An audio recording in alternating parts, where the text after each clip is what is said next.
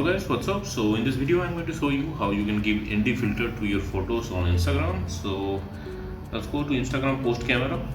Okay, we choose one picture.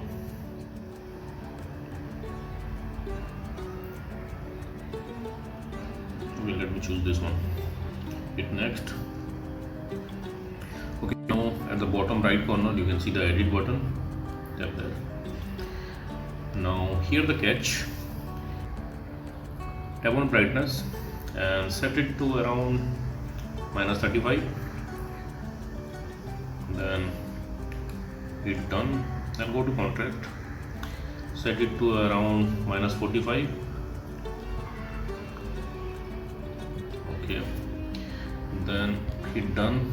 Go to saturation and make it around +20. Okay, done.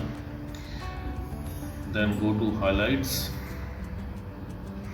and make it around -40.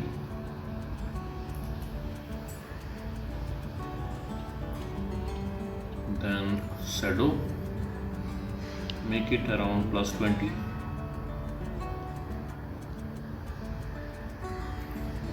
Okay, then go to sharpness, make it 100 and done. So now let's see the difference. So this was the before picture and now this is the after picture.